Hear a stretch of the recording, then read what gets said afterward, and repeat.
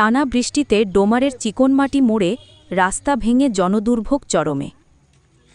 নীলফামারীর ডোমার পৌরসভার চিকনমাটি মোড়ে টানা ভারী বর্ষণে ডোমার বাজার যাওয়ার প্রধান সড়কের একটি অংশ ভেঙে পড়েছে। এতে পথচারী থেকে শুরু করে ছোট বড় সব ধরনের যানবাহন চলাচলে মারাত্মক সমস্যার সৃষ্টি হয়েছে। এটা তো চিকনমাটি মোড় থাকি মনে করেন এখন বাজার মানুষ যাবার পারতেছে না, আর এটা কোনো পাইপ টাইপ ছিল না থাকাতে মনে করেন এই পাইপ না থাকার কারণে চতুর্থ সাইডে পানি আছে, চাপ খায়া মনে করেন ভাঙি গেছে। স্থানীয়রা জানান, গত কয়েকদিন ধরে অবিরাম বৃষ্টিতে রাস্তার মাটি ও পিচ ধসে গিয়ে বড় গর্তের সৃষ্টি হয়েছে। গর্ত এড়িয়ে চলাচল করতে গিয়ে মানুষকে পড়তে হচ্ছে চরম দুর্ভোগে।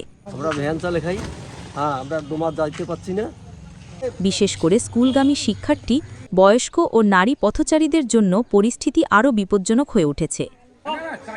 এই যে এই পুকুরের মালিক এই যে রাস্তার এই সাইড দিয়ে পাইপ না দেওয়ার কারণে এই রাস্তা ভেঙে গেল, অনেক লোকজনের দুর্ভোগ হচ্ছে। এখন এই যে আমার ফসলি জমি, এই যে আমার ফসল সহ নষ্ট হয়ে গেল। এটা আমি প্রশাসনের কাছে বিনত অনুরোধ করতেছি এই রাস্তাটা এবং আমার ফসলের দিকে যেন ওনারা একটু তাকায়।